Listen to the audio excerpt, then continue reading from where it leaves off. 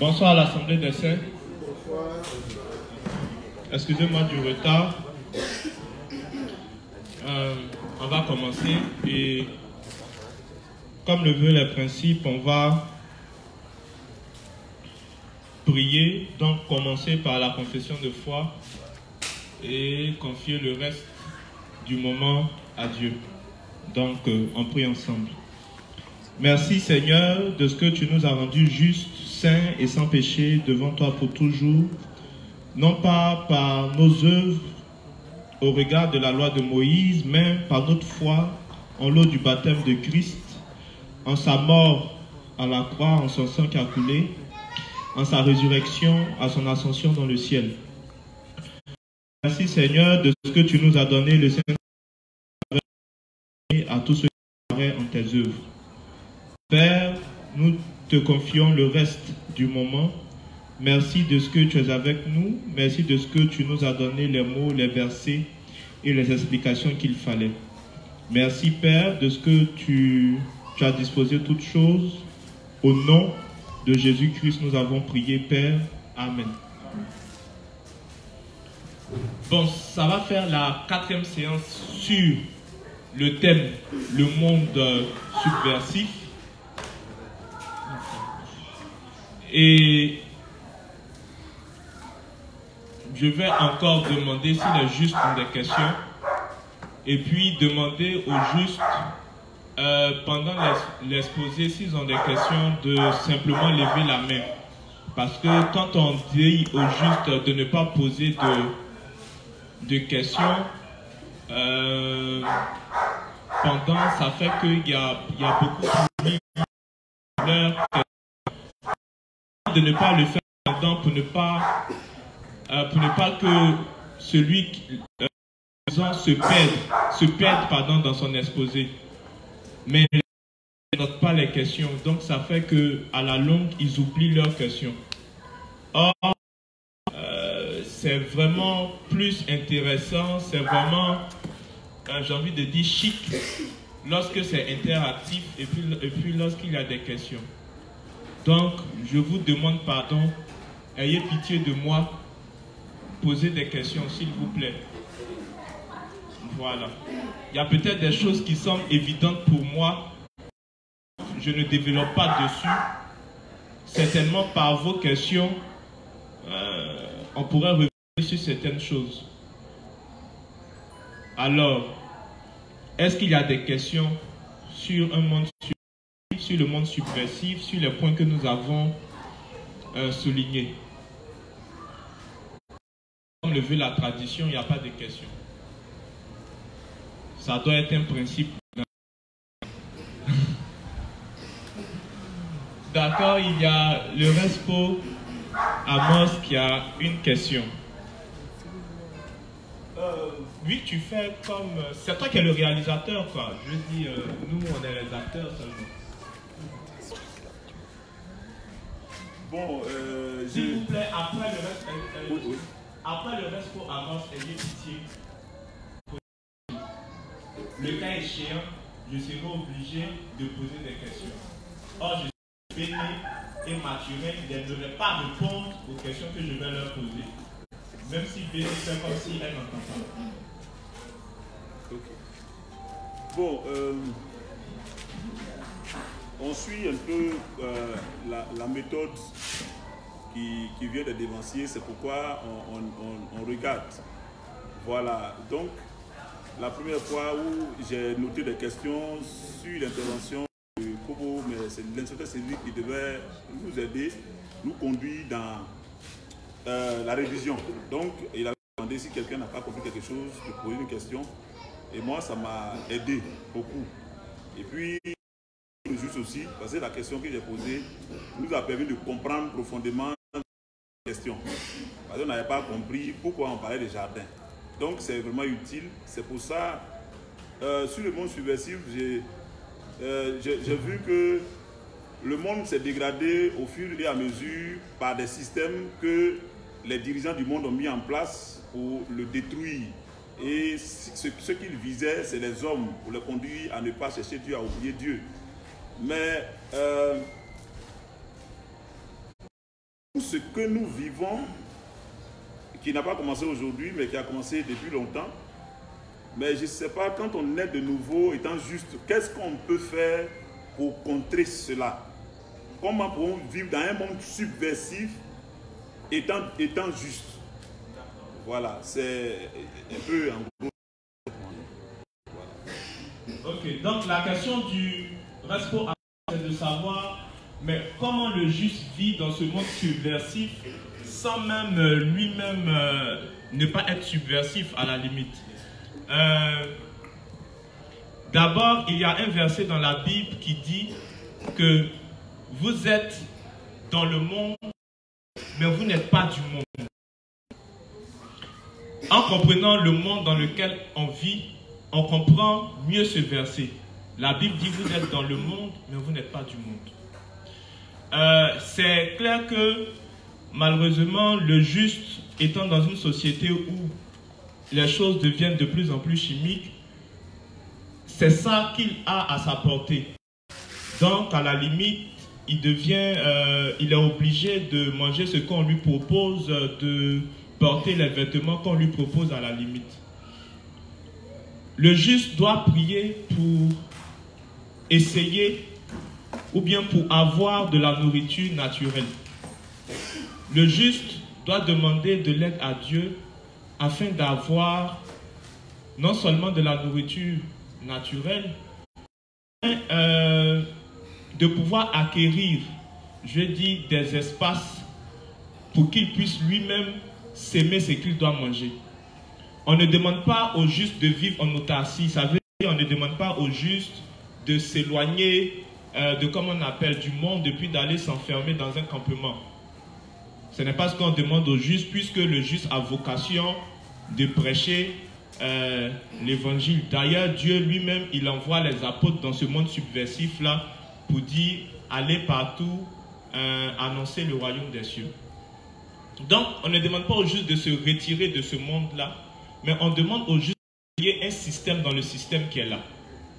C'est de prier pour avoir la nourriture naturelle, c'est de prier pour à la limite avoir des habits décents, c'est de prier pour comprendre le monde dans lequel il vit afin de pouvoir, afin de demander à Dieu, mais quelles sont les stratégies qu'il faut pour que je ne puisse pas subir la subversivité de ce monde.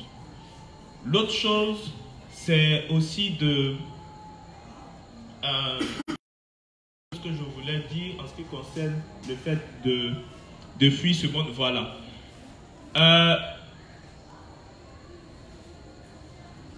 Dieu, dans toute sa grâce, vient sauver notre âme. Heureusement. Il dit que la chair, elle est vendue au péché. Donc, quand même dans le pire des cas, on ne saurait échapper à ce monde subversif, au moins notre âme est sauvée. Donc, notre chair, certes, est livrée à Satan, mais notre esprit sera sauvé au jour du jugement. Donc, c'est la maigre consolation. Bon, je ne sais pas si je vais dire maigre consolation, vu que mine de rien, on parle de salut à la fin. C'est au moins la consolation qu'on a. C'est que les difficultés qu'on traversera dans ce monde ne sont rien comparées à la gloire à venir. C'est pour ça que dans l'Église, on a créé ce qu'on appelle le service de propriété.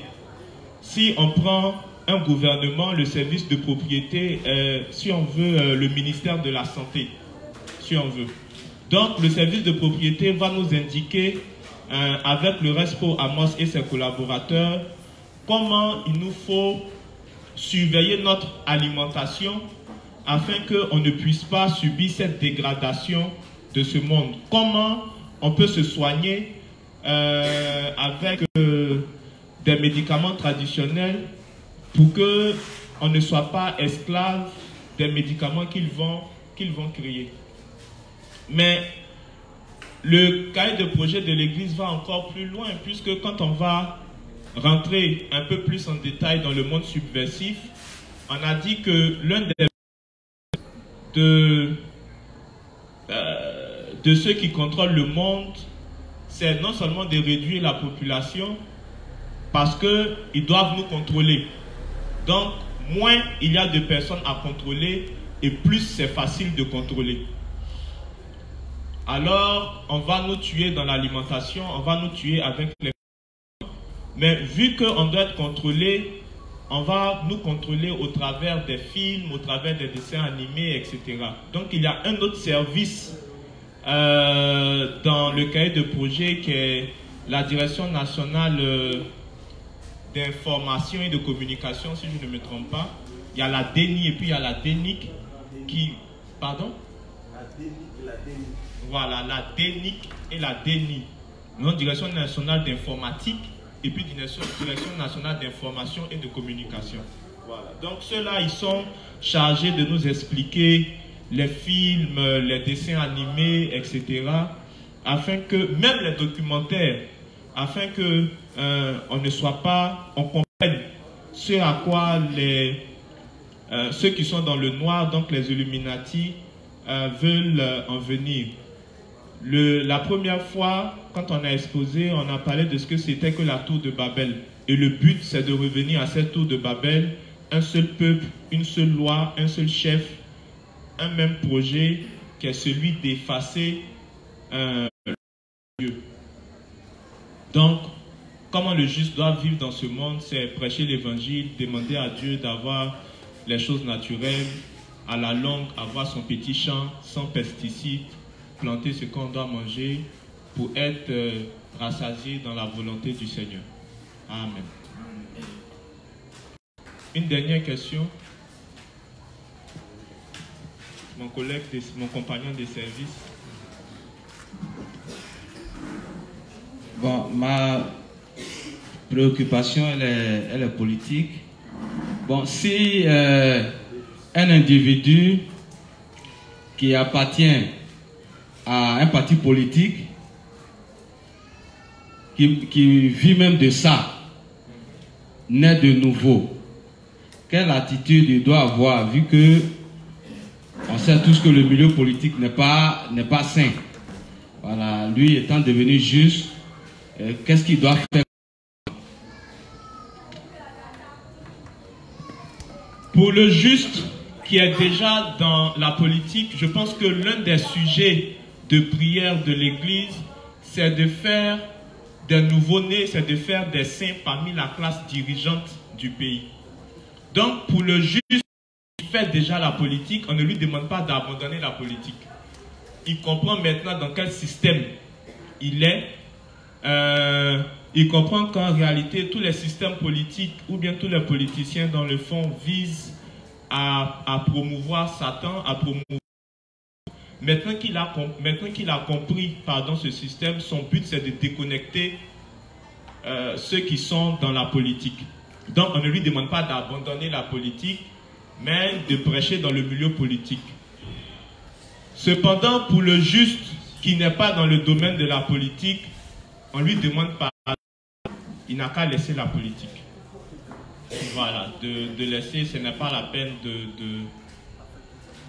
de la faire. Mais on serait content, par exemple, que le président Ouattara devienne juste. Vraiment, ça faciliterait beaucoup de choses, en tout cas. Beaucoup de justes seraient ministres, certainement peut-être premier ministre ou ministre des cultes et des... Voilà. Le juste Mathurin serait ministre des Transports. La Respo Françoise serait ministre de l'Enseignement et de la Formation de base. Il y aurait beaucoup de lois dans les livres des enfants. Bon, maintenant, je vais demander aux justes, non pas des questions, mais si un au moins pouvait faire un résumé de toutes les fois avant qu'on attaque ces nouveaux points-là. Manu, tu me regardes comme si tu voulais prendre la parole. Ce sourire veut dire que je me suis trompé sur l'interprétation de ton regard. Il n'y a pas quelqu'un qui va avoir pitié du Seigneur, non pas de moi, mais du Seigneur. La Respo Fatou va attaquer? Non? D'accord. Merci mon collègue, mon compagnon de service. Bon, depuis le début, ce que j'ai retenu, c'est que quand Dieu crée le monde, il crée l'homme, Adam et Ève, à sa ressemblance, et ils sont directement en communion avec lui, parce qu'ils réfléchissent par Dieu lui-même, donc dans les principes. Mais en même temps, on a l'homme ce qu'on appelle le libre arbitre. Alors, à ce moment-là, tout marchait à merveille, vu que Adam vivait dans les principes de Dieu, et que Dieu étant saint, il n'y avait pas de problème. Il gérait bien la nature, les animaux, ce que la Bible a appelé dominer. Ça ne veut pas dire qu'il écrasait les animaux, mais il veillait sur ces animaux-là, sur les plantes, parce que c'est de ça que lui-même vivait. Et il se portait bien jusqu'à ce qu'il ait ses propres pensées. Et à partir de là, la situation a changé. C'est ce qu'on a appelé un monde subversif. Tout a commencé à se dégrader. Les hommes ont commencé à détruire ce qu'ils devaient protéger. Et ça se constate depuis longtemps dans le comportement des hommes, sur le plan alimentaire, sur le plan sexuel, et dans la société, tout va de travers. Ce n'est plus ce que Dieu voulait. Et donc, aujourd'hui, ça va pousser à avoir des guerres dans le monde. On va avoir des hommes qui sont attachés à l'argent plus que Dieu lui-même. Des hommes qui tuent pour leur propre plaisir. Et bon, c'est un peu ce que j'ai. Merci, merci frère. Hier, on a parlé un peu de l'alimentation. On a parlé de comment les démons, par le stress ou bien par le fait qu'ils possèdent notre âme, pouvaient nous présenter des pensées, pouvaient nous proposer de faire des choses qu'à la limite, on n'aurait même pas envie de faire, mais ils nous proposent, ils chuchotent ça à nos oreilles. Et puis, des gens qui sont possédés par les démons vont par exemple se suicider, vont faire des actes ignobles. Le juste, malheureusement, n'est pas à l'abri. Certes, il est à l'abri de possession démoniaque vu qu'il est habité par le Saint-Esprit. Pourtant, n'arrête pas de parler aux pensées des justes. C'est pour ça que c'est très très enfantin, c'est très charnel de voir deux justes qui ne se parlent pas quand on sait que même Satan continue de parler aux justes. Bon, si notre ennemi continue de nous parler, a fortiori deux personnes qui sont justes, qui ne se parlent pas entre elles, c'est-à-dire on est pire que Satan. Même ça, Satan au dernier jugement, il va dire que c'est pas lui qui nous a appris des choses comme ça. Et donc ces personnes habitées par les démons seront poussées à faire certaines choses. Et on a vu que se servent beaucoup du stress. On avait dit que le moteur de l'homme, en réalité, c'était le sucre. Donc, le moteur de nos cellules, le moteur du cerveau, c'est le glucose. Et que lorsque le cerveau lorsqu'on est en train de réfléchir, plus on réfléchit, plus le cerveau travaille, plus le cerveau va consommer le glucose.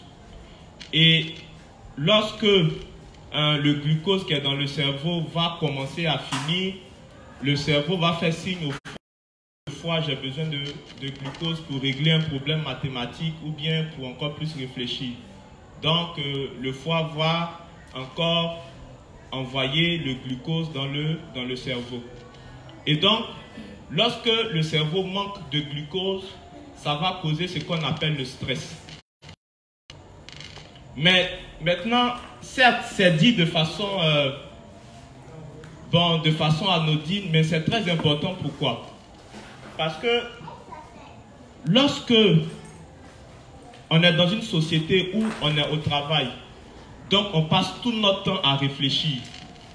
Même quand on quitte, quand on arrive à la maison, on est toujours soumis à des problèmes. On est sans cesse en train de réfléchir à ce qu'on va manger, à ce qu'on va porter, à ce que les enfants vont porter, à la scolarité, à la maladie, etc.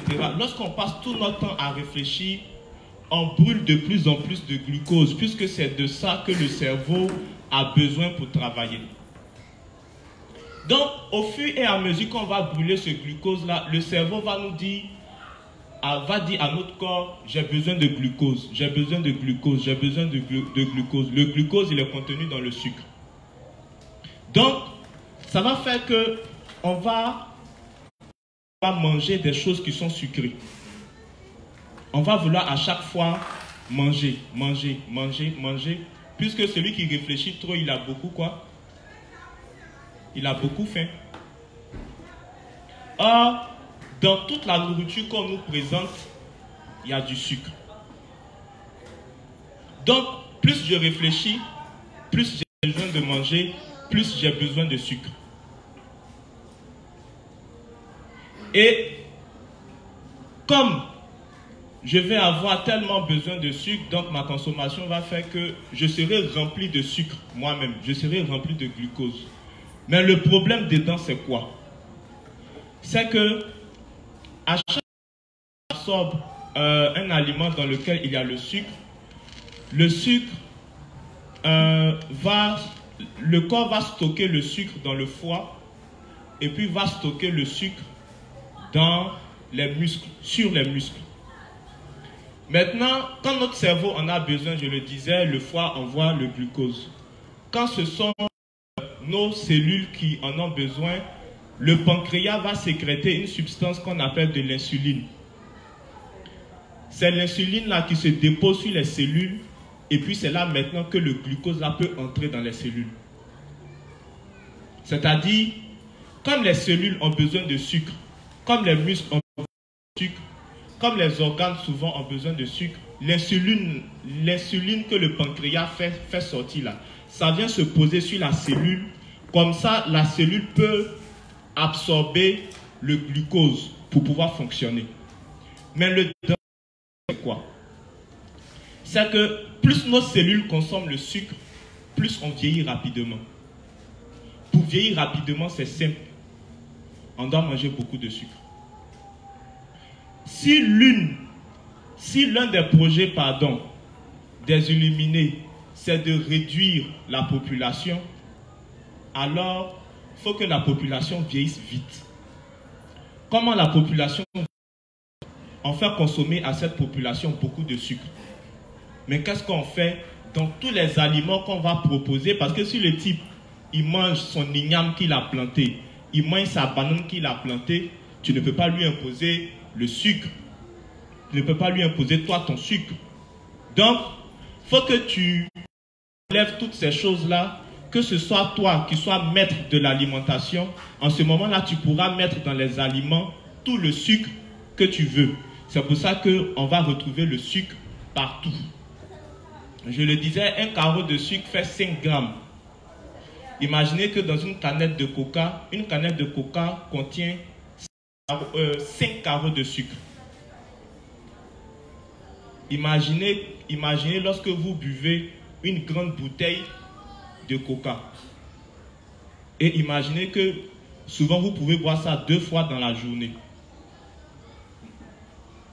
Un verre de bière contient 7 carreaux de sucre. Je ne dis pas une bouteille. Je dis un verre de bière. Donc imaginez lorsque on enchaîne les casiers de bière. Parce que lorsque le foie va conserver le sucre, lorsque les muscles vont conserver le sucre, arriver un moment où, vu que tout ce qu'on mange est sucré là, il n'y a plus de place pour conserver. Donc ça va devenir de la graisse. C'est-à-dire, on ne crée pas de la graisse seulement quand on mange des aliments gras. Mais même quand on mange beaucoup de sucre, ça va créer aussi quoi? De la graisse. C'est pour ça que la plupart des buveurs de bière ont un gros ventre. C'est la graisse. Mais en Côte d'Ivoire, comme les années précédentes, on a identifié celui qui est chauve comme étant celui qui a l'argent. On considère celui qui a un gros ventre comme étant celui qui a de l'argent. Donc souvent les gens sont minces comme moi et ils ont un gros ventre comme Ake Rodrigue. Mais Ake Rodrigue il a fait abdos maintenant. Ou bien Ake. Ah d'accord. Donc voilà comment on va nous maintenir. C'est-à-dire non seulement tu réfléchis, c'est-à-dire tu passes tout ton temps à réfléchir, mais tu ne réfléchis même pas pour qu'il en arrive quelque chose de bien. Tu réfléchis en réalité pour te tuer. Puisque le fait de réfléchir tout le temps fait que tu as besoin de sucre. Donc, tu ne fais que consommer des aliments où il y a beaucoup de sucre. Et puis, finalement, ça te crée beaucoup de problèmes. Aujourd'hui, il y a une maladie qui n'est pas la cirrhose de foie. On appelle ça le NASH. Je pense qu'on dit la NASH, si je ne me trompe pas. C'est-à-dire, le foie grossit. Ce n'est pas parce que le type il est diabétique, ce n'est pas parce qu'il a une cirrhose de foie, mais il a tellement de sucre dans son foie que le foie grossit. Donc souvent, on pense que c'est parce que le type il a une cirrhose de foie, ou bien non, c'est parce qu'il a bu trop. Non, en réalité, c'est simplement parce qu'il consomme beaucoup de sucre. Ça fait que le foie grossit. Pour ceux qui suivent le foot, il y a un consultant qu'on appelle Pierre Ménez. Lui, on fait une greffe de foie parce qu'il souffrait de ce problème-là. Il y avait tellement de foie, il y avait tellement de sucre dans son foie qu'il a fallu qu'on change son foie.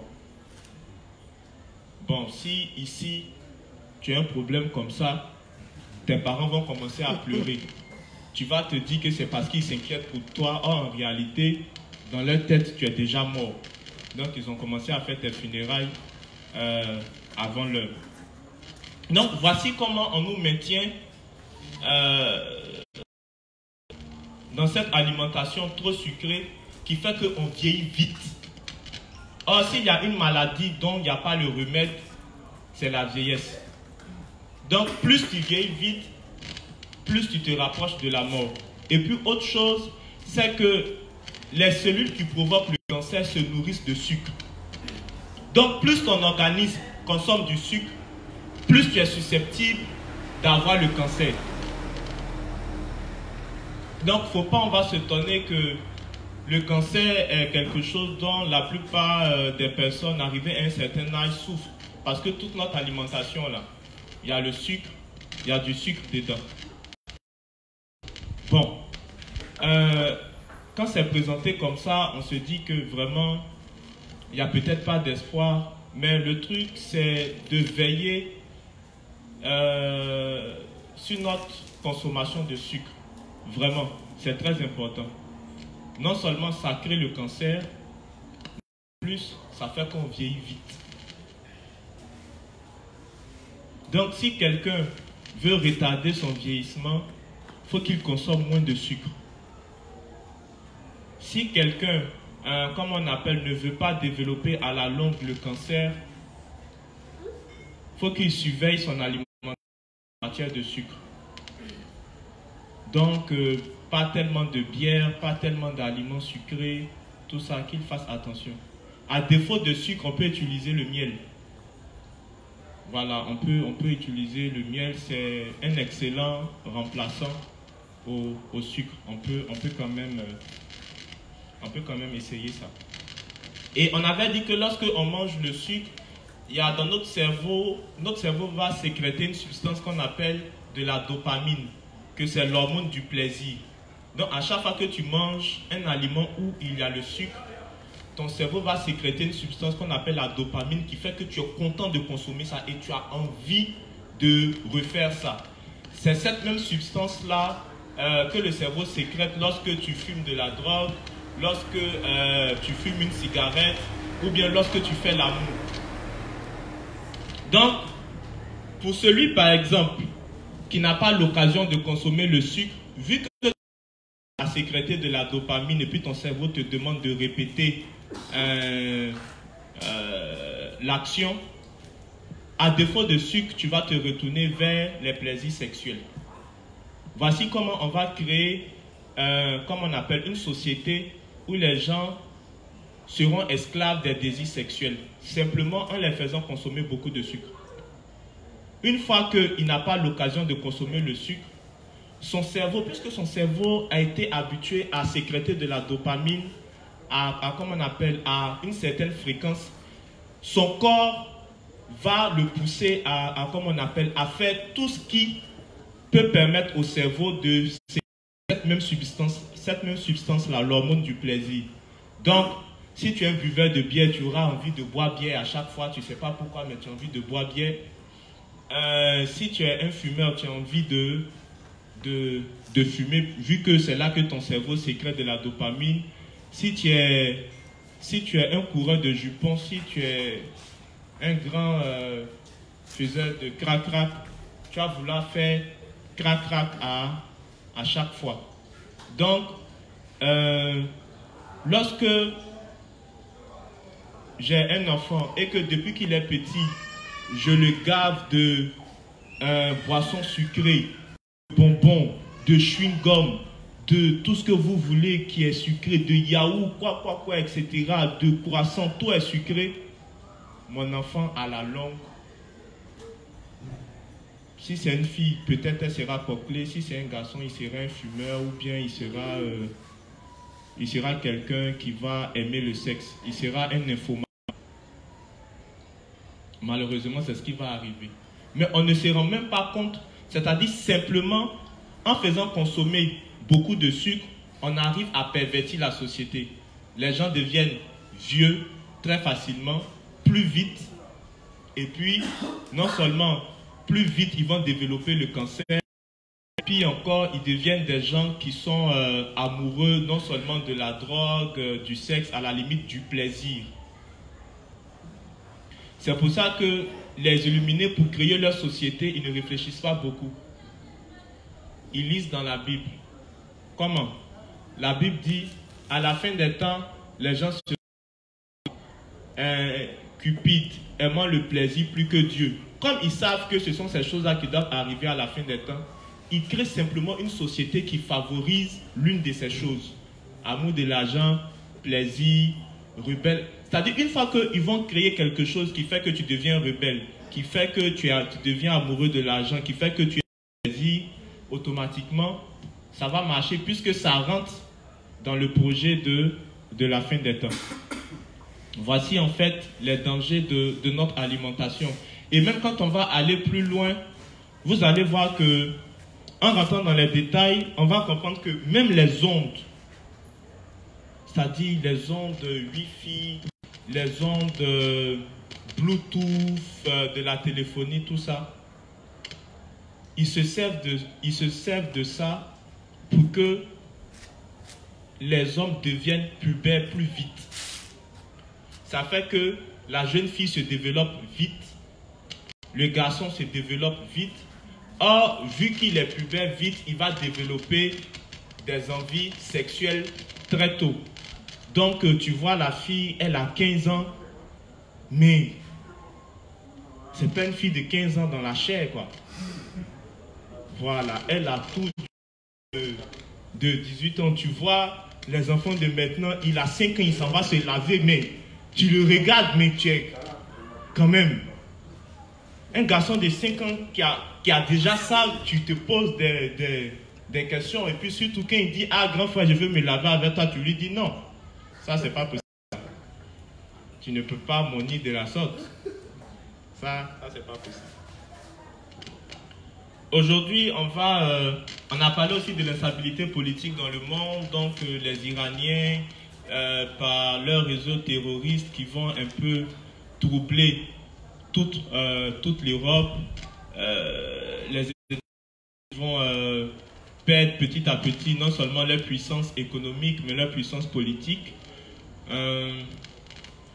Récemment, on avait dit aussi que l'eau allait devenir de l'or d'un niveau international. Et récemment, il a créé ce qu'on appelle le kérosène vert.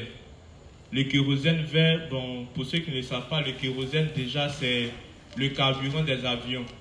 Ils sont en train de créer un kérosène qu'on appelle le kérosène vert qui sera fait à base d'eau. Donc ils sont déjà dans la phase expérimentale. Il y a déjà des avions qui ont utilisé le kérosène vert. C'est fabriqué à base d'eau. Donc petit à petit, c'est de s'éloigner du pétrole. Donc faire de l'eau une nouvelle énergie. Et comme c'est eux qui possèdent notre eau, au bout d'un moment, ils vont dire, bon, vous avez assez gardé notre eau, maintenant on a besoin de notre eau qui se trouve dans votre pays. Je disais hier, il y a longtemps que notre eau leur appartient, vu que c'est dans leurs mains. Pendant des années, on a payé l'eau et puis on a payé l'électricité. Voilà. Donc c'est pour... Donc aujourd'hui, on va lire le livre 6, page 400, paragraphes 4 et 5, page 401, paragraphes 1, 2, 3, 4. Le titre, c'est « La course à l'armement et les conséquences ».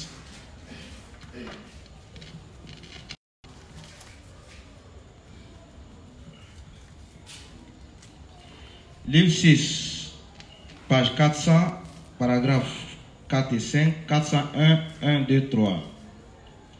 J'ai lu récemment un article de journal qui relatait que le trou dans la couche d'ozone au-dessus de faisait 3 fois la taille des États-Unis.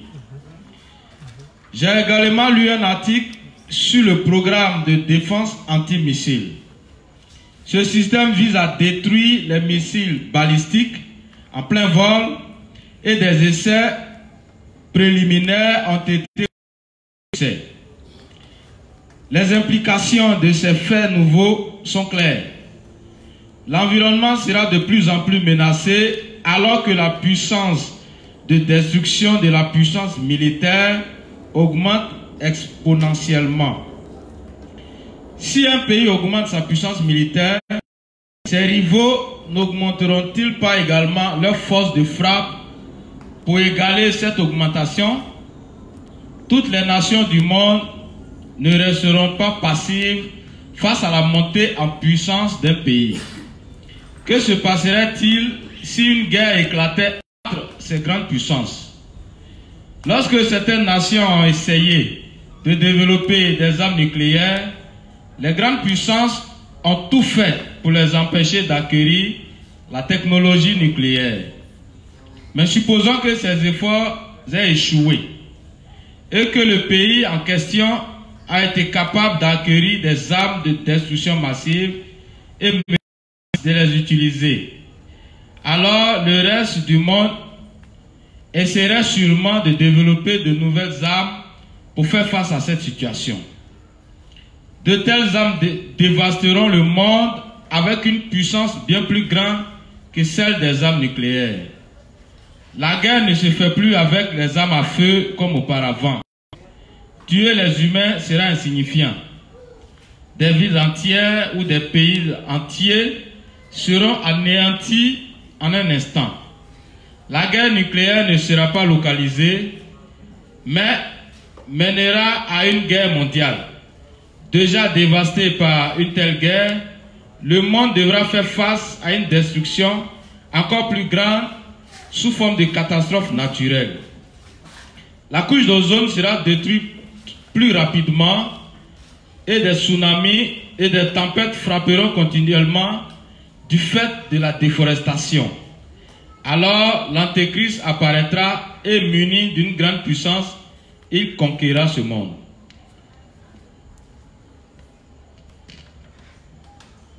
Donc ici, le révérend parle de la course aux armements, du fait que les pays petit à petit vont développer l'acquisition de missiles pour se protéger. Maintenant, on va essayer de prendre l'actualité dans laquelle on se trouve. Aujourd'hui, la plupart des grandes puissances ont tous des missiles nucléaires. Et puis, maintenant, ce qui est à la mode, c'est ce qu'on appelle les missiles hypersoniques. C'est-à-dire, un missile hypersonique, c'est un missile qui fait 5 fois la vitesse du son. Je ne sais pas si vous imaginez ce que c'est, 5 fois la vitesse du son. Je ne sais pas s'il y a certains qui ont déjà vu un avion de chasse passer. Quand vous voyez un avion de chasse, c'est max 1 ou bien max 2, c'est-à-dire eux, ils font 1 fois la vitesse du son ou bien 2 fois. Pour celui qui a déjà vu un avion de chasse passer, c'est-à-dire, quand tu le vois ici, mais tu entends le bruit là-bas. Je ne sais pas si je me fais comprendre. C'est-à-dire, le bruit que tu entends là, le bruit est là-bas. Mais l'avion lui-même là, il est quelque part ici. Maintenant, imaginez un missile qui fait 5 fois la vitesse du son. On appelle un missile hypersonique. Et en ce moment, ils sont en train de travailler pour des missiles qui font 10 fois ou bien 20 fois la vitesse du son. En réalité, ce qu'ils veulent atteindre là, c'est avoir quelque chose qui va à la vitesse de la lumière. Mais ils ne vont jamais atteindre ça. Pourquoi?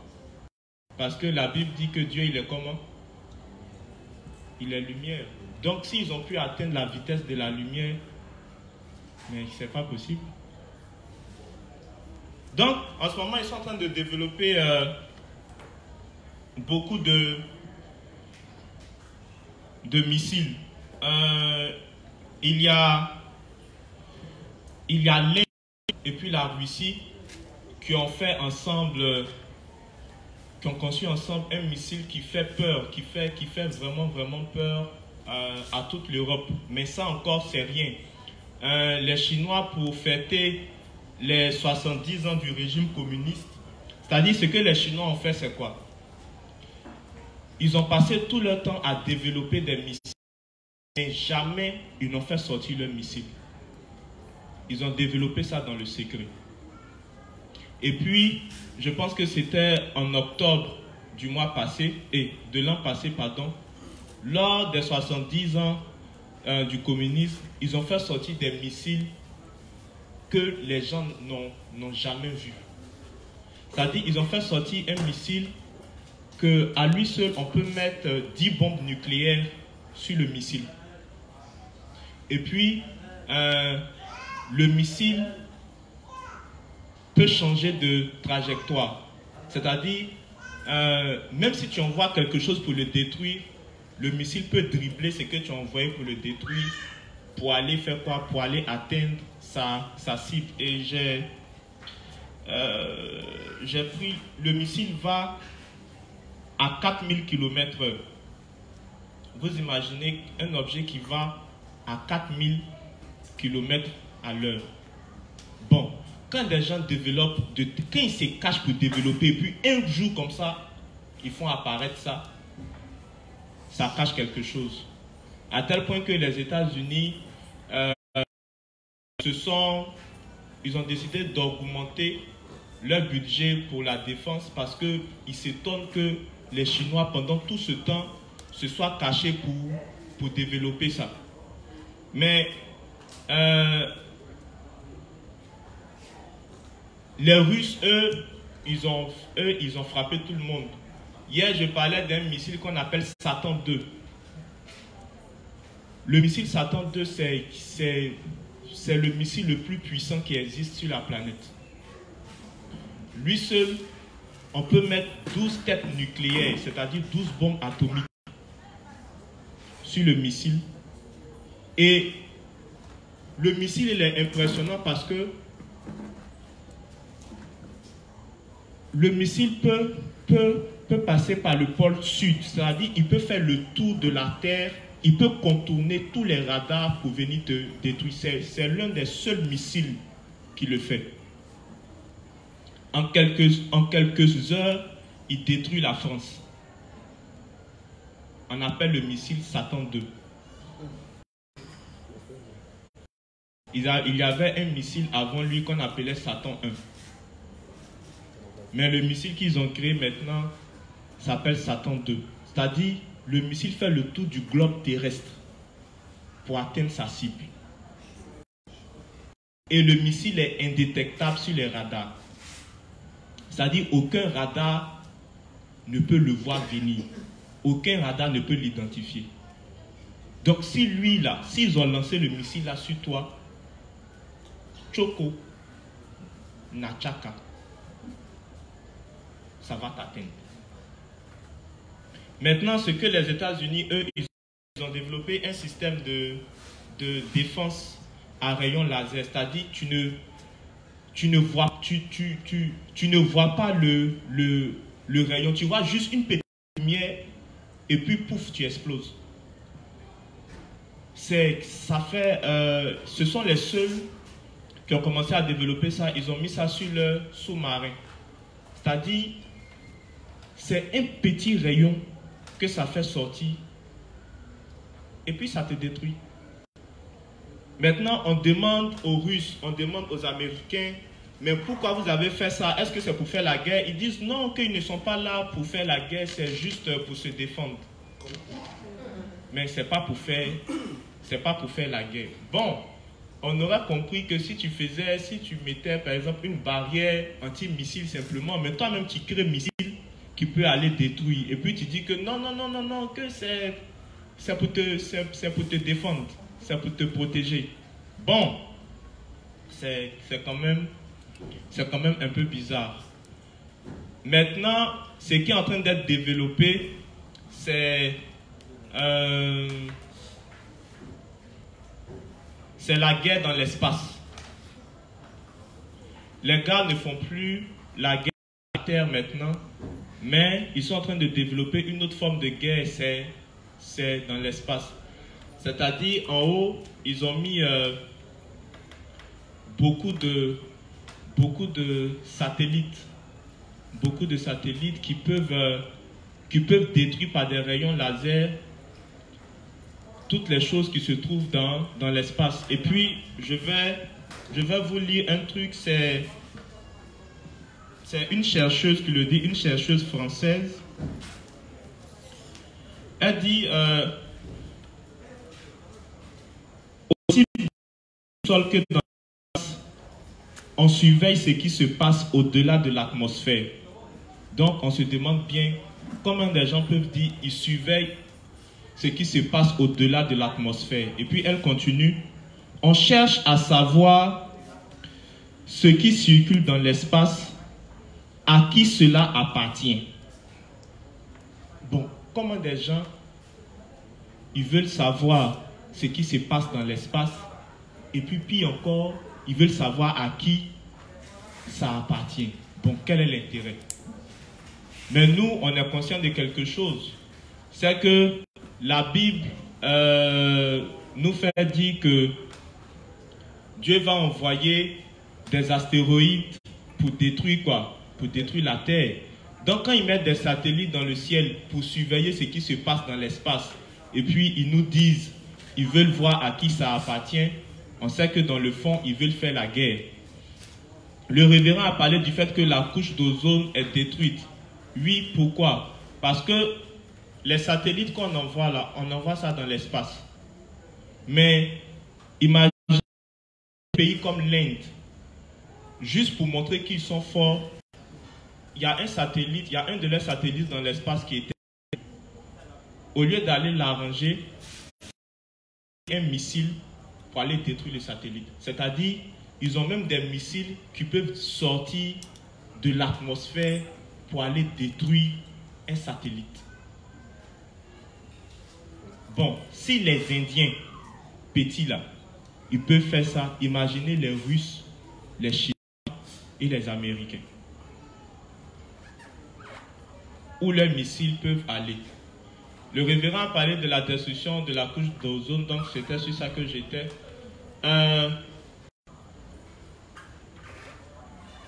Les gars, quand ils mettent les satellites dans l'espace, quand le satellite devient vieux ou bien quand le satellite est irréparable, tu ne peux pas envoyer ça sur la Terre. C'est pas possible.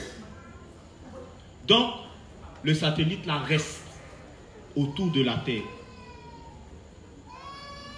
Le satellite là tourne autour de la Terre. Ça ne peut pas aller quelque part. Et puis, ça tourne à 28 km. C'est dans l'espace.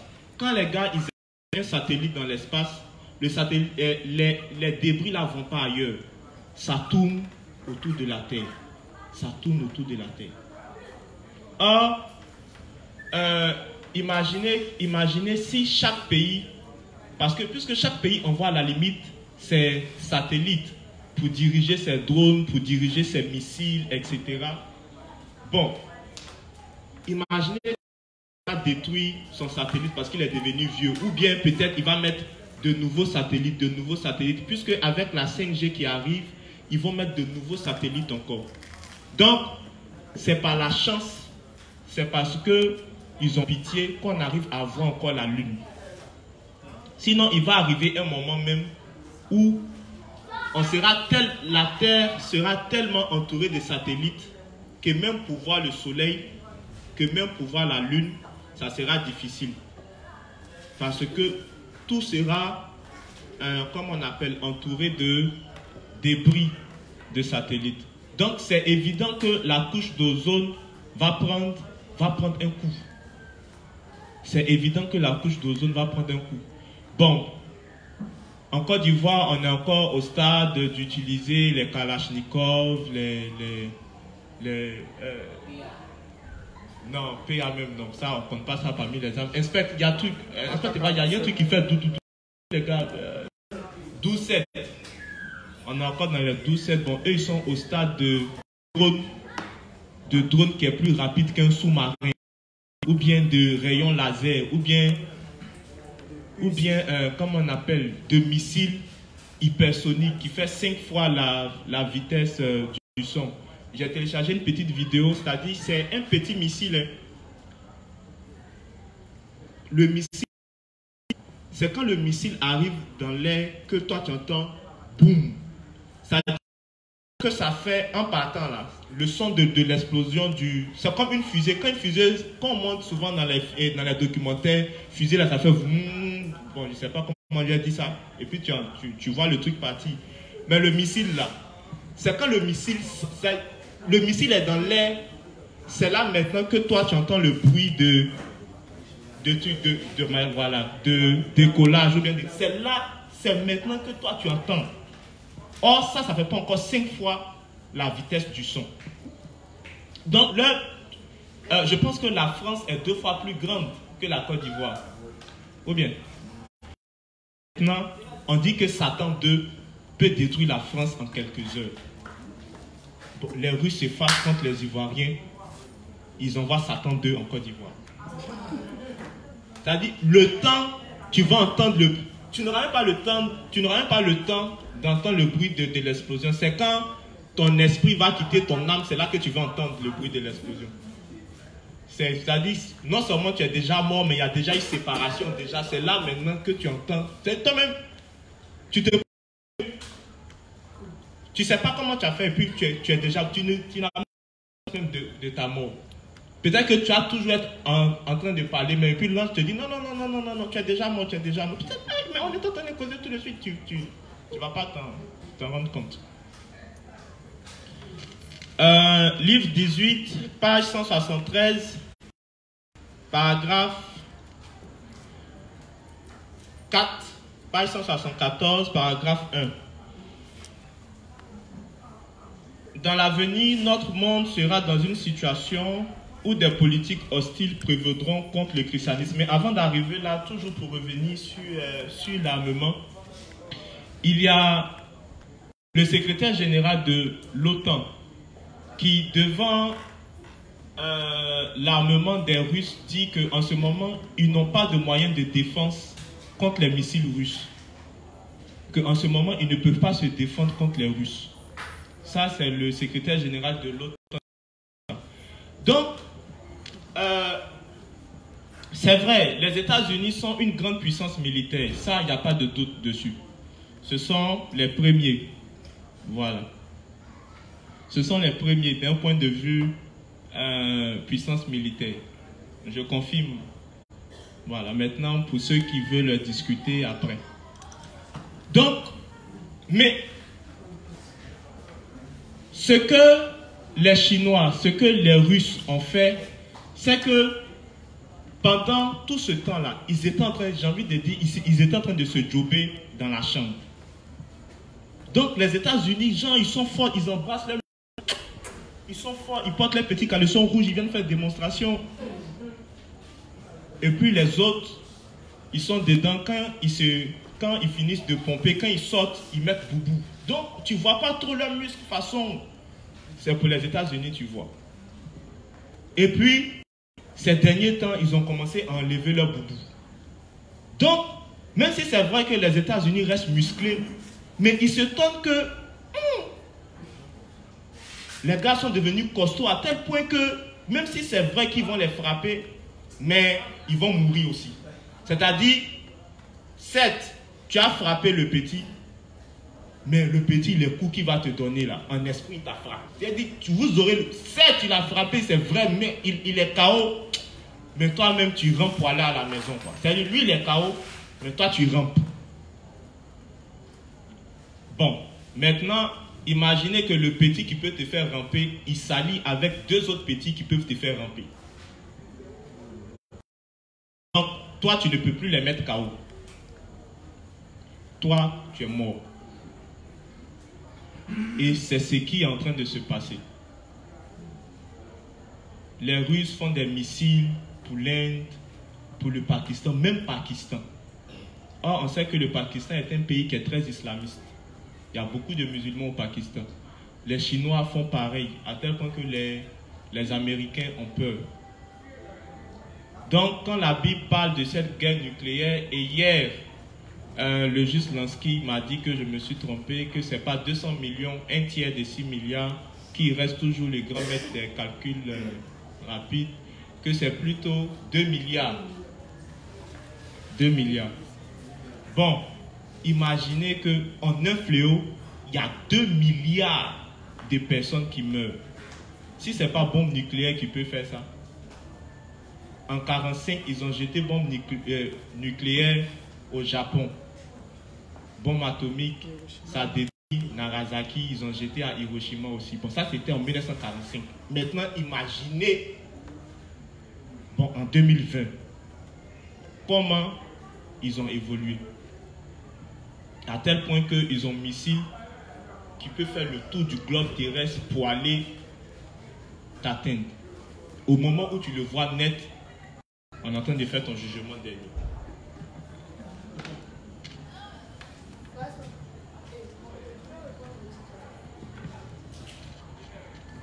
Dans l'avenir, notre monde sera dans une situation où des politiques hostiles. Dans l'avenir, notre monde sera dans une situation où des politiques hostiles prévaudront contre le christianisme.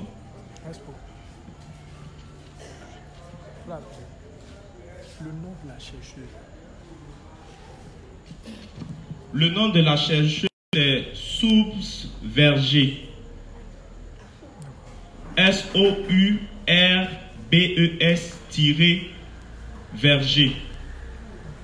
Elle est géographe et spécialiste de l'étude comparée des politiques spatiales.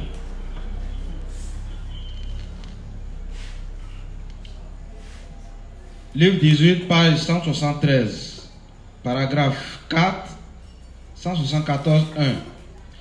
Dans l'avenir, notre monde sera dans une situation où des politiques hostiles prévaudront contre le christianisme.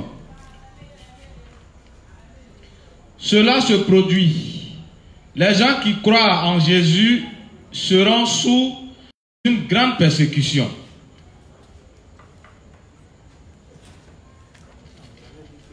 Néanmoins, le fait est que seul Jésus est le Dieu du salut et le seul vrai Sauveur et cela ne changera pas. Et pour cette raison, notre foi sera infaillible. Cependant, quelques autorités chrétiennes disent qu'il y a le salut dans d'autres religions, mais en fait, elles sont des loups et des voleurs qui exploitent juste l'argent de leurs disciples. Seul Jésus nous a sauvés, vous et moi, de nos péchés et des péchés de toute l'humanité. C'est important, donc j'ai lui demandé de reprendre. Dans l'avenir, notre monde sera dans une situation où des politiques hostiles prévaudront contre le christianisme. Si cela se produit, les gens qui croient en Jésus seront sous une grande persécution.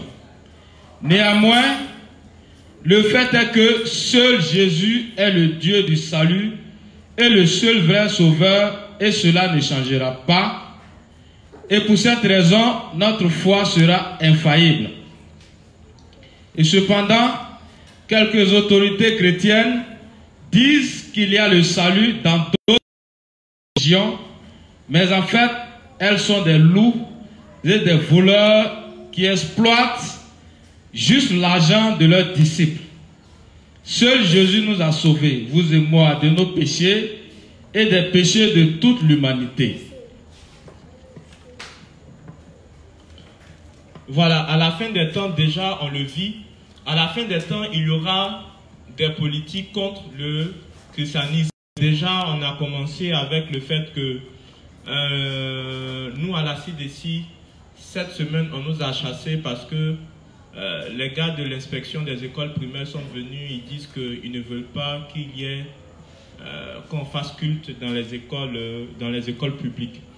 Mais le truc c'est quoi? C'est que quand quelqu'un fait culte dans une école, il exerce de façon, en d'autres termes, on ne le connaît pas au ministère des cultes et de je ne sais plus quoi. On dit ministère des cultes et puis de quoi? C'est le ministère des cultes seulement?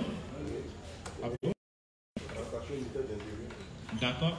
Donc on ne le reconnaît pas au ministère des cultes. Mais lui, il y a un ministère de ça encore au Macron. Mais le truc à la longue, c'est quoi?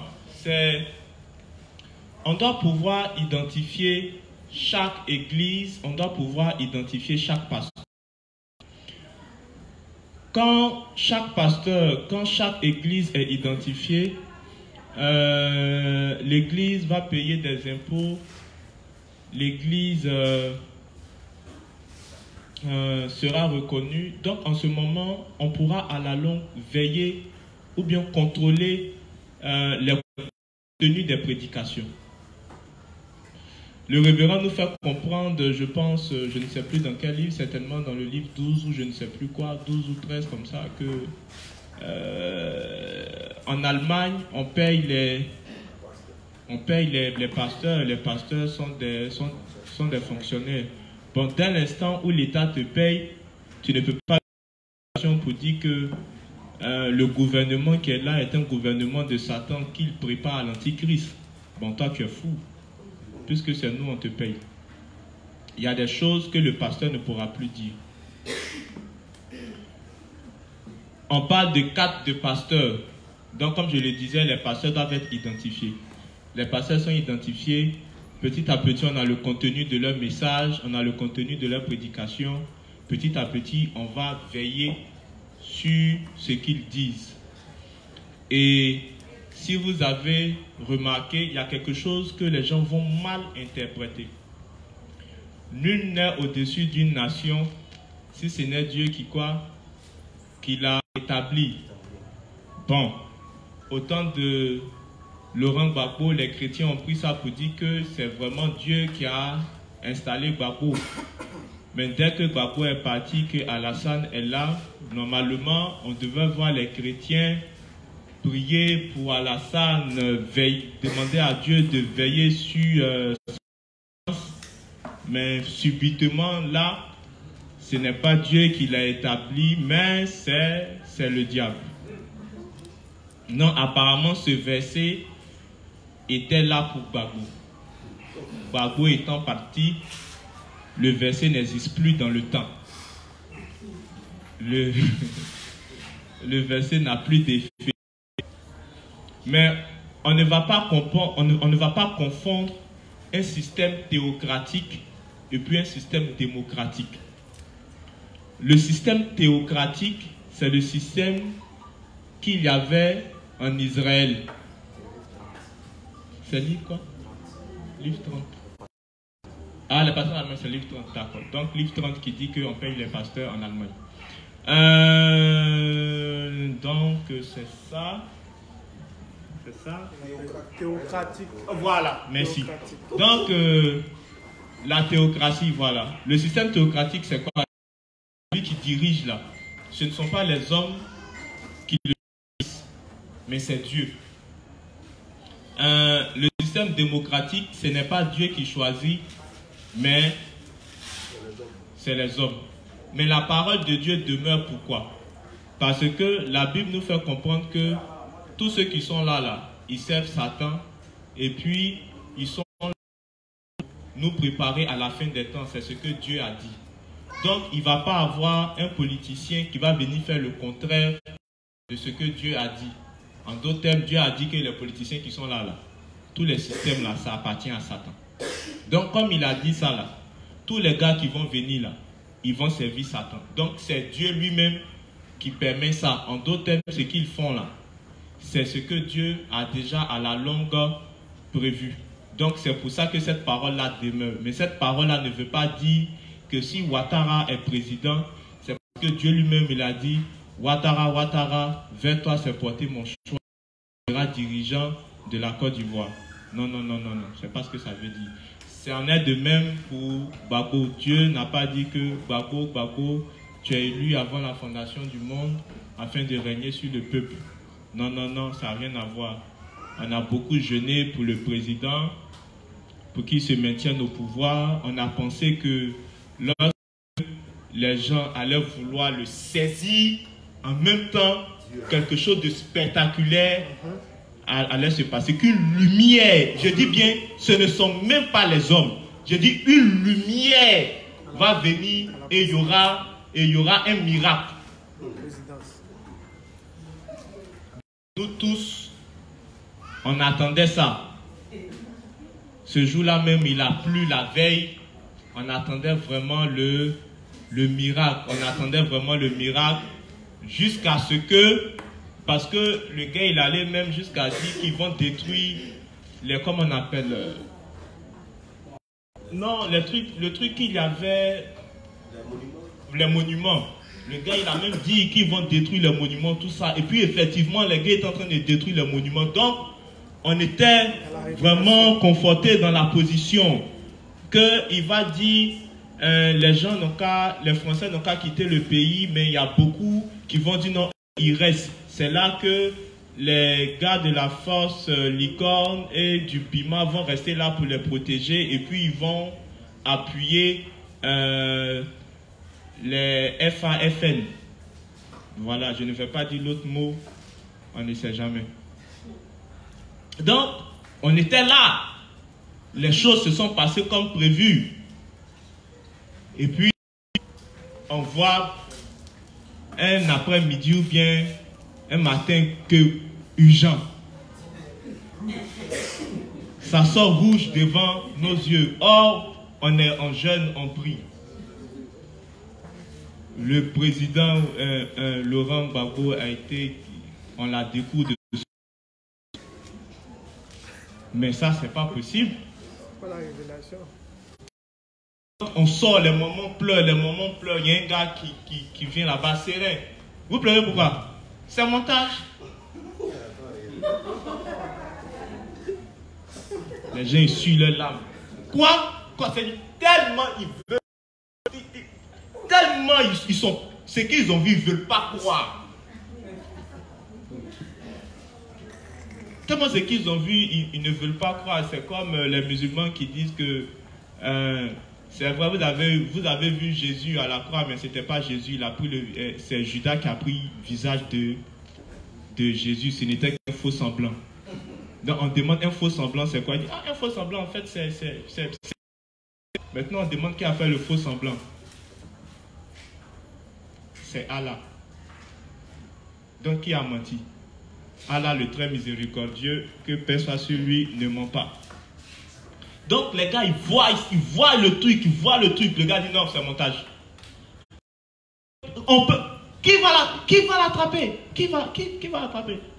On ne peut pas l'attraper. Les gens se suent les larmes, attendant une déclaration du président.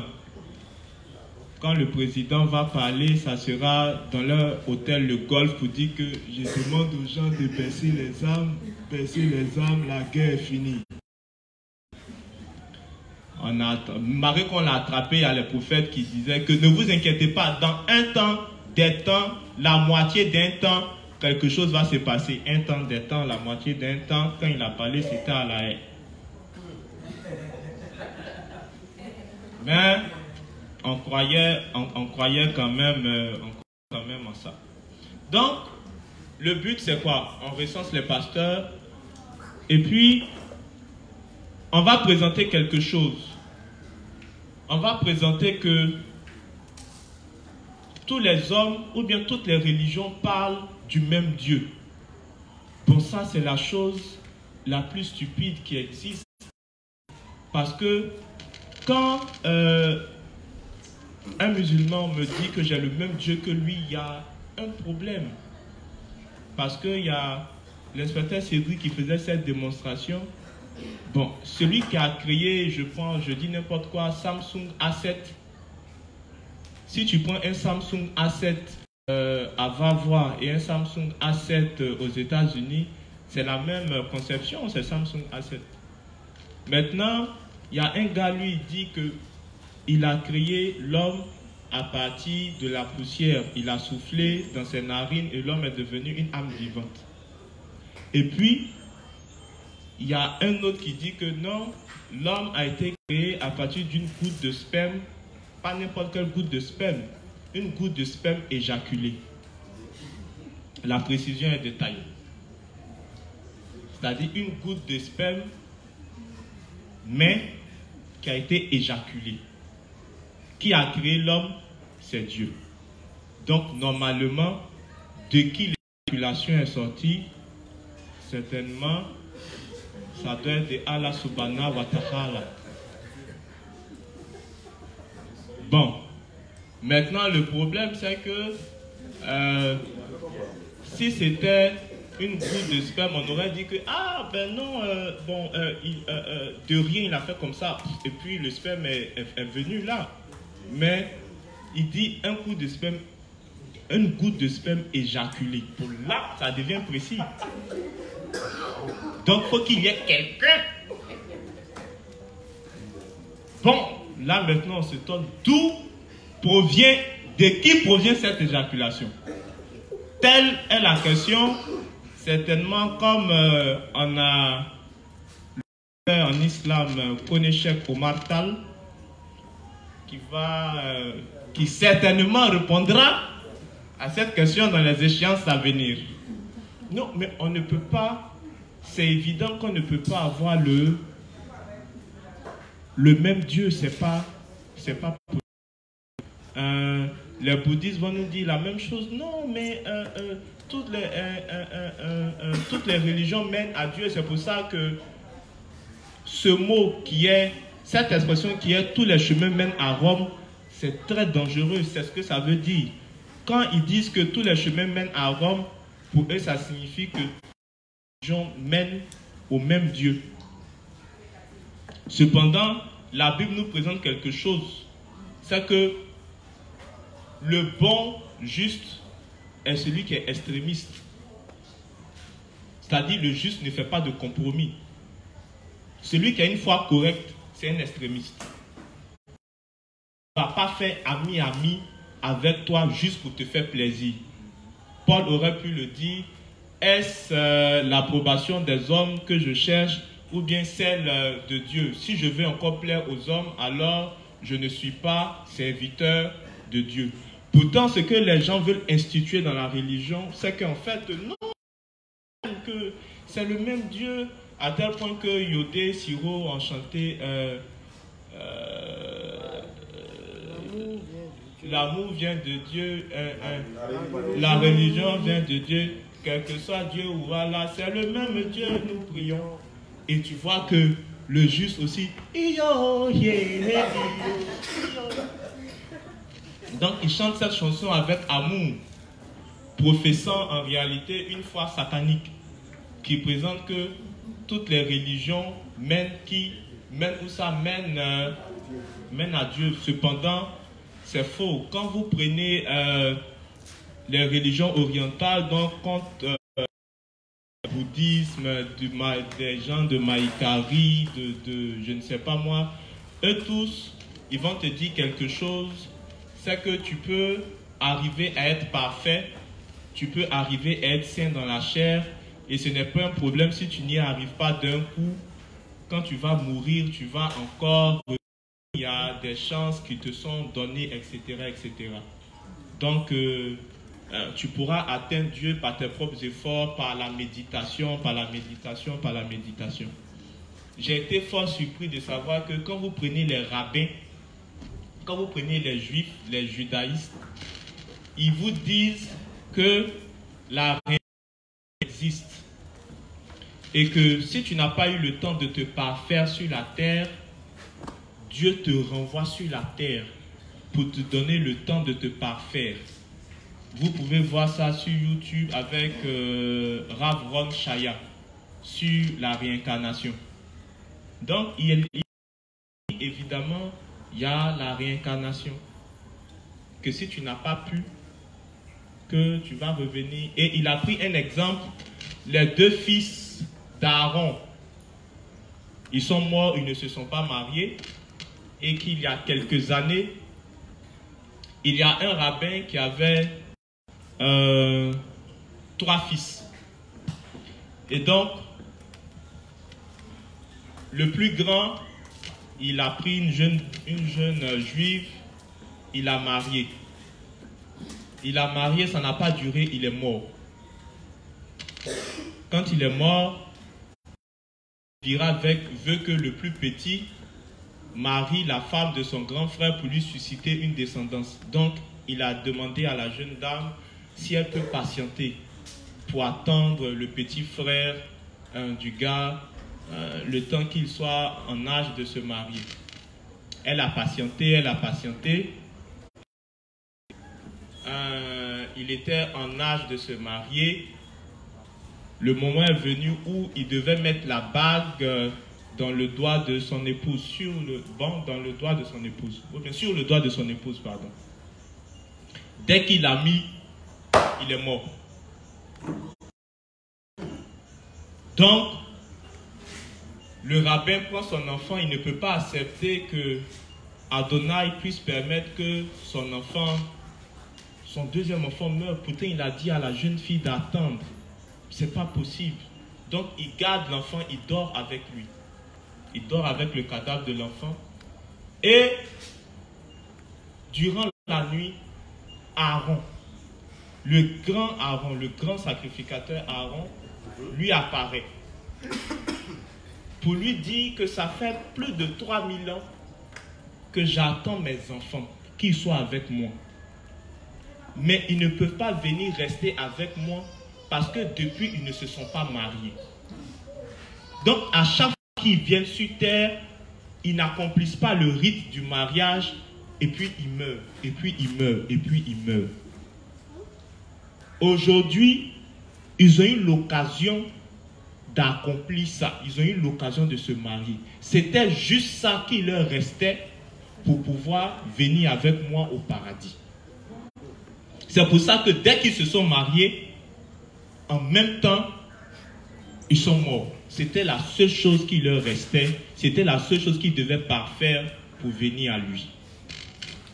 Et que maintenant qu'ils ont fait ça, ne t'inquiète pas, le dernier enfant là, il n'est pas de moi. Lui, il va vivre. Donc, il faut demander à la jeune fille que moi, Aaron, j'ai dit, elle n'a qu'à attendre encore le troisième. Non, elle cherche mari. Et la jeune fille a attendu le troisième. ils sont mariés, ils vivent heureux et ont de beaux enfants. Donc, implicitement, eux, ils sont d'accord avec l'idée de quoi? Avec l'idée de la réincarnation. Les Juifs te disent, les seuls qui adorent un seul Dieu, c'est les musulmans. Que les chrétiens, ils n'adorent pas un seul Dieu, c'est des idolâtres. Ils adorent plusieurs dieux. Donc, même les Juifs, dans le concept d'adoration, d'une certaine manière, sont d'accord avec qui? Avec les musulmans. Ils sont d'accord avec le principe de la réincarnation. Et toutes les religions, en réalité, le fait d'atteindre Dieu par leurs propres efforts.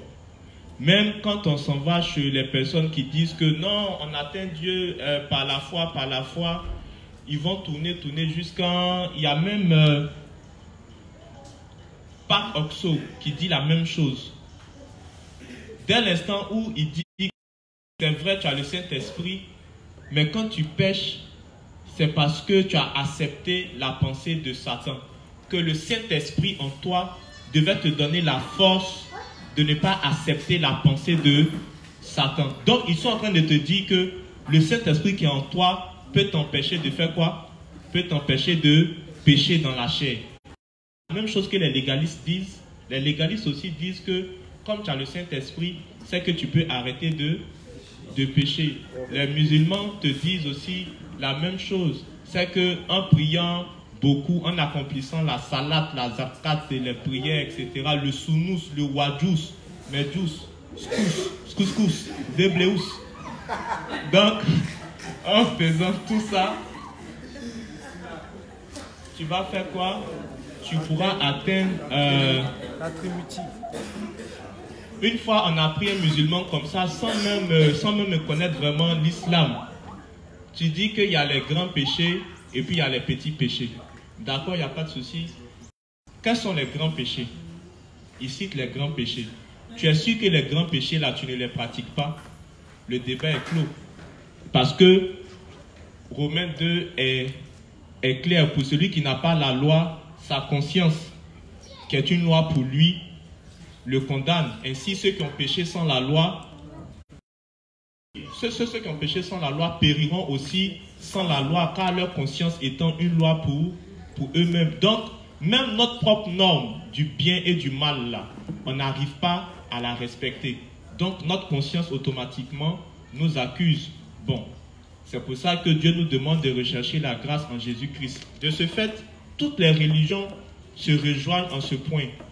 On peut atteindre Dieu par le fruit de nos efforts, donc par l'abstinence. Les chrétiens, ils ont fait de l'impudicité, non pas qu'on encourage les hommes à pratiquer l'impudicité, mais ils ont fait de l'impudicité le péché qui nous de Dieu. Tu peux tout faire, certes, mais si tu as commis l'impudicité, c'est fini. Simplement pour avoir mal compris la parole qui dit que celui qui commet l'impudicité pêche contre son propre corps. Mais dans le contexte, c'est que Paul parlait de quelqu'un qui était amoureux d'une prostituée, qui faisait l'amour avec une prostituée. Bon, à l'époque, il n'y avait pas de préservatif. Donc tout ce que la prostituée a comme maladie, c'est évident que celui qui couche avec elle partage aussi quoi?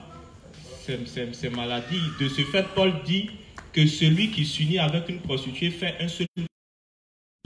Non pas qu'ils vont avoir des enfants, non pas qu'ils deviennent des jumeaux, mais c'est parce que tout ce qu'elle va posséder comme infection en elle, automatiquement, elle va te donner. Or, l'âme habitant dans la chair, on doit se servir de cette chair-là pour faire quoi? Pour prêcher l'évangile. Donc, quand je rends ce corps-là malade, parce que je fais crac-crac avec une prostituée qui me donne des maladies, automatiquement, je suis en train de détruire quoi? Mon propre corps. C'est simplement ça, c'est que je rends mon corps malade. Donc, de la même manière, celui qui se nourrit mal pêche contre son propre corps. La malbouffe, c'est pécher contre son propre corps. comment on appelle, ne pas faire de sport, c'est pécher contre son propre corps. C'est-à-dire, c'est tout ce que je fais en réalité qui rend mon corps, qui détruit mon corps. Donc, boire beaucoup de bière, c'est pécher contre son propre corps. Donc, je me mets dedans aussi. Hein, quand je dis celui qui ne fait pas de sport, il prêche contre son propre corps. Oui, je ne fais jamais de sport. Voilà. Donc, dedans, il a parlé du fait qu'à la longue, on va arriver à cette réunion des différentes religions. Et puis, ce sont encore nous, les justes, qui allons, on va dénoncer ce principe-là. Non, on n'est pas d'accord, on n'est pas d'accord, on n'est pas d'accord, on n'est pas d'accord. Le même principe avec Daniel qui va refuser, qui ne va pas se mélanger avec les autres prophètes, avec Élie qui ne va pas se mélanger avec les autres prophètes. Donc nous on va dénoncer, et ils vont s'attaquer aux justes. Le révérend nous demande de ne pas nous entraîner, de ne pas nous inquiéter lorsque la persécution viendra, parce que en ce moment-là on aura une foi extraordinaire, on aura la foi on aura cette puissance que les apôtres là ont eue lors de la persécution, au point de chanter, au point de louer Dieu. Je ne sais plus c'est de quel apôtre il s'agit, je pense que ça doit être Barthélemy ou quoi, où lui, on devait le tuer, et puis il y a le gardien de la prison qui, à chaque fois, il entendait Barthélemy chanter, il entendait Barthélemy prier. Vous pourriez faire la recherche pour voir si c'est vraiment Barthélemy, mais c'est un apôtre en tout cas. Et le jour où on devait le tuer, son geôlier a dit, lui aussi on n'a qu'à le tuer parce que ce en quoi Barthélemy croit là, lui aussi il croit en ça. Donc à la persécution, lorsque les gens seront en train de nous pourchasser, lorsqu'on sera caché, il y a beaucoup de personnes qui vont naître de nouveau. Beaucoup de personnes vont naître de nouveau lors de cette persécution parce qu'on va passer tout notre temps à prêcher. On n'aura pas peur de la mort parce que on sait qu'après ces événements-là, il y aura un enlèvement. De la manière dont on était serein quand ils ont attrapé Gbagbo parce qu'on espérait qu'une lumière arrive, puisque tout s'est déroulé comme prévu, ces moments-là, on sera en joie parce que tout s'est déroulé comme prévu. Donc, quand les gars vont nous tuer, qu'ils vont commencer à nous tuer, bon, ça ne sert à rien parce que on sait déjà à l'avance qu'après ça, effectivement, on va aller au paradis, on sera élevé dans les airs. Donc, voilà comment ils vont aussi se servir de la religion pour dire qu'on forme un seul peuple, parce qu'il faut qu'il y ait un seul Dieu qui parle de la même manière à tout le monde. Si Dieu est divergent d'une religion à une autre, le Dieu là serait capable de te dire non, faut pas adorer l'antichrist. Donc c'est un Dieu dangereux. Il faut qu'on écarte la parole de ce Dieu là, qu'on fasse parler un Dieu qui est en notre faveur. Voilà. Pour eux tous, il y aura la persécution avant l'enlèvement. Non, il y aura la persécution, pardon, après, c'est ça, non? Après l'enlèvement. Pour toutes les religions, il y aura la persécution après l'enlèvement. Donc, ils vont concevoir l'Antichrist comme le Messie à venir. Puisque pour eux, ils vont s'attendre à la persécution lorsqu'il y aura l'enlèvement. Pourtant, ça sera le contraire. Donc voilà un peu, plus tard, si on a un peu de temps, je suis passé dessus en parlant des ondes qui font qu'on est vite pubère.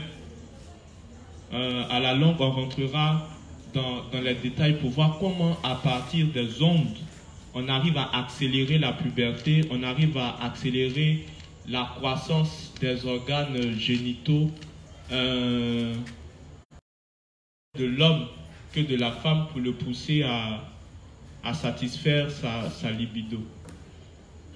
Donc, il est 21h, on en a fini à moins qu'il y ait des questions.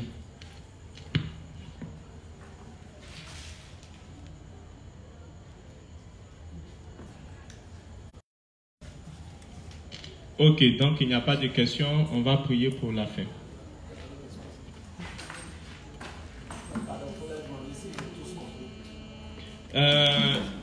L'inspecteur Cédric me charge de vous demander est-ce que tout le monde a compris?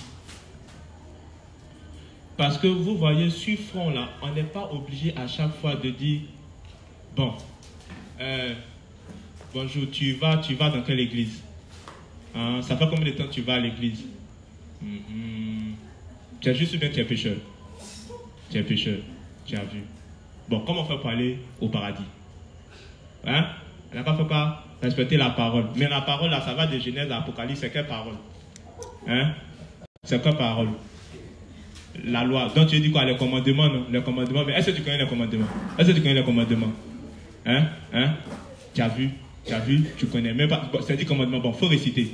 Tu as vu? Tu connais même pas tous les 10 commandements. Tu connais même pas tous les 10 commandements. Mais est-ce que tu sais qu'il n'y a pas de commandements seulement? Est-ce qu'il n'y a pas de commandements? Tu as vu? Il y a 613 articles de loi. Mais derrière même là, tu dis que tu es pécheur. Mais est-ce que Dieu là, il écoute la prière du peuple? C'est qui Dieu écoute? On n'est pas obligé pendant 50 ans de prêcher de cette manière.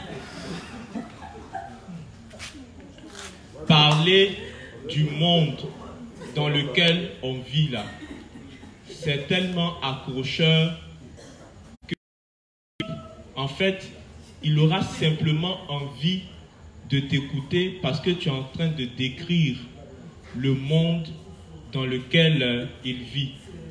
Quand tu vas lui parler de l'impact des bonbons, de la sucrerie sur l'enfant, et puis les couleurs aussi.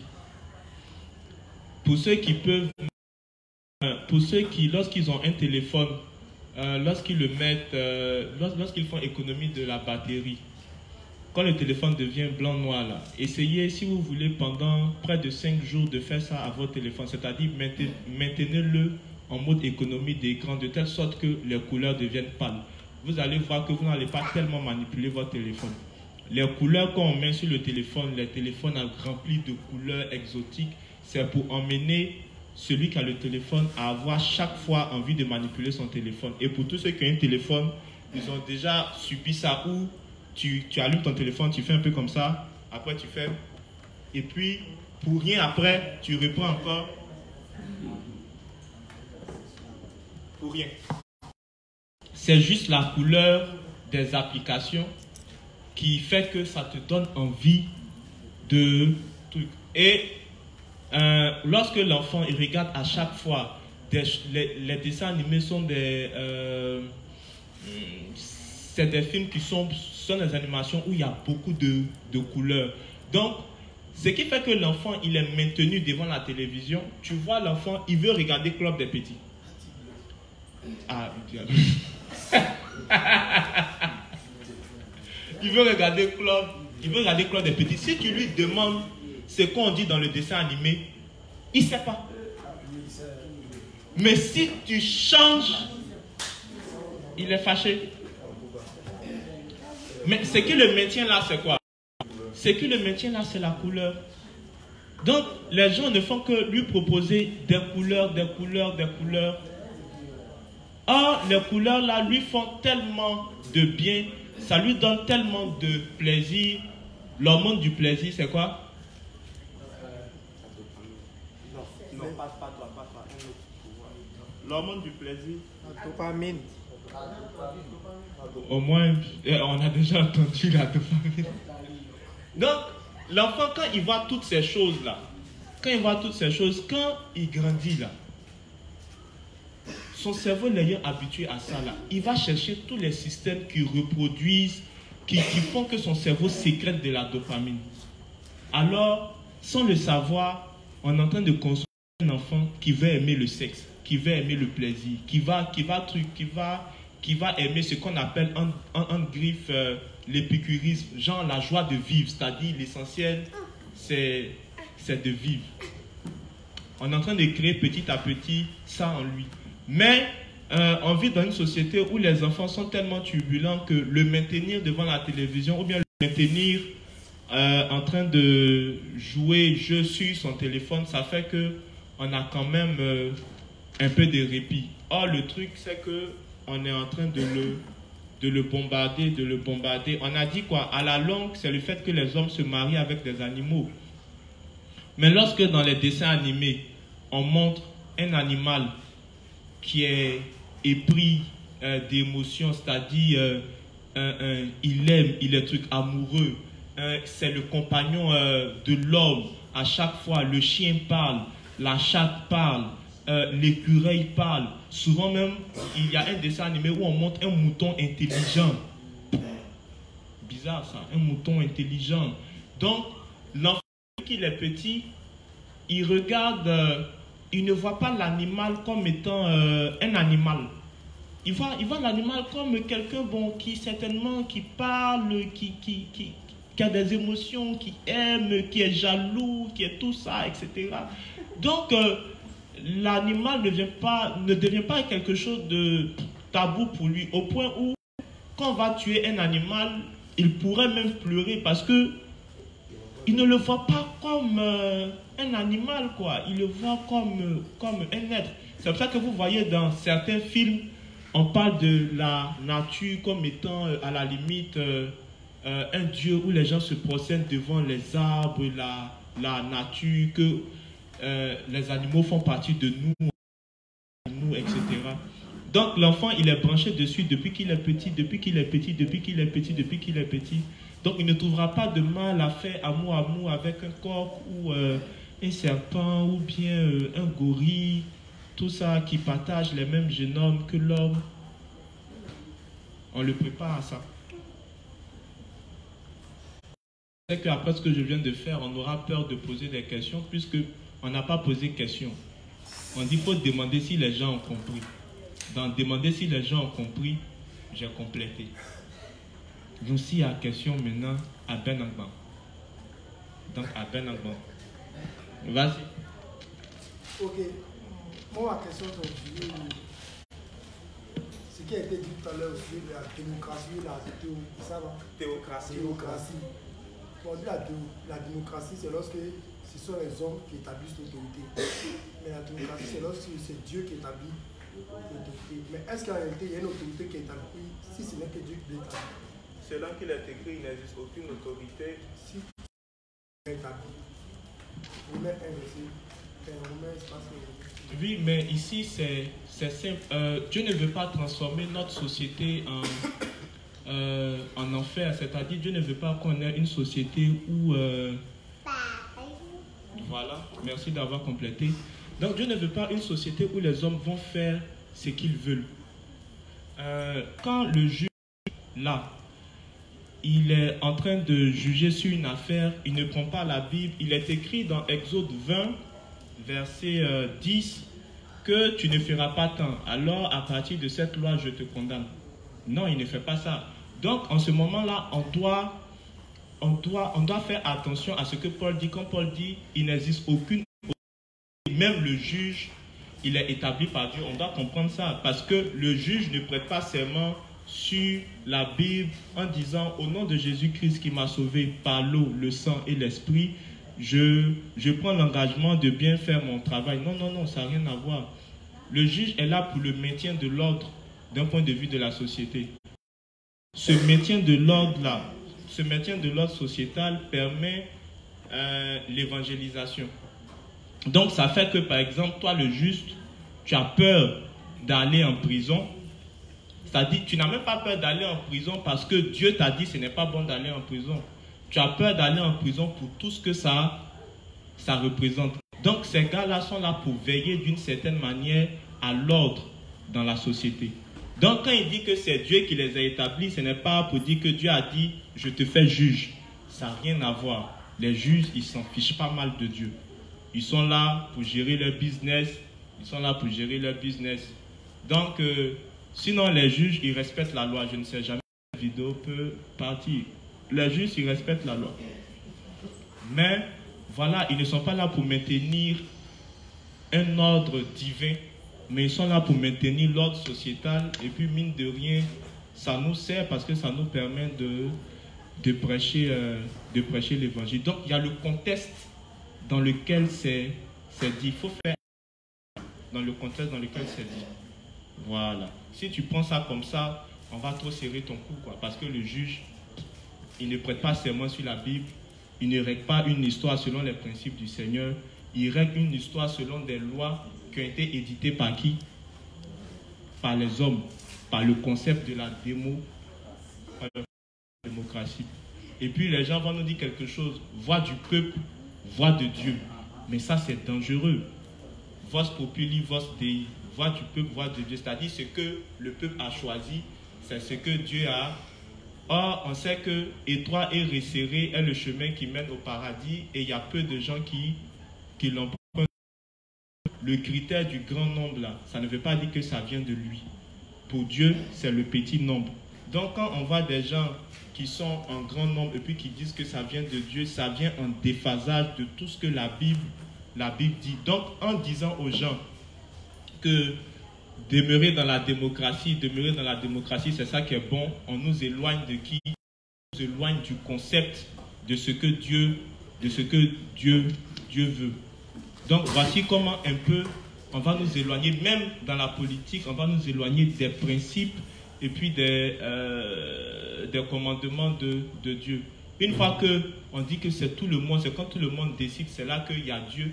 Implicitement, quand il t'en va prêcher l'évangile, il te demande, mais vous êtes, vous dites que c'est vous qui êtes dans la vérité et puis vous n'êtes pas partout, vous n'êtes pas nombreux. Donc pour lui là, ce que tout le monde a, c'est ce qui est bon. Et c'est resté comme ça. Quand il n'y a pas assez de personnes, on dit que le restaurant là-bas, ça c'est toujours quoi? C'est moi toujours le restaurant, c'est toujours bé. Tu as toujours envie de partir là où c'est bé. Pour ceux qui nous suivent, qui ne sont pas ivoiriens, quand on dit que c'est toujours bé, ça veut dire rempli. Voilà. Quelqu'un d'autre a une autre question? Le Respo Arsène a une question. Aïe! C'est pas comme ça. Ok. Mais est-ce que tout le monde a compris? D'accord. Donc demain, on a rendez-vous avec Pasta sur le renoncement à soi. Alors, merci à Dieu pour ce moment qu'on a partagé. Merci pour ces mots, ces versets, ces explications qui ont été données. Merci de ce qui nous donne de comprendre encore ce monde subversif et qui nous donne de rentrer à la maison sain et sauf et qu'on puisse revenir demain pour apprendre encore avec Pasta. Merci Père de ce que tu as veillé sur nous durant toute cette nuit. Merci Père de ce que tu nous as exaucé car c'est au nom de Jésus-Christ que nous avons prié. Amen.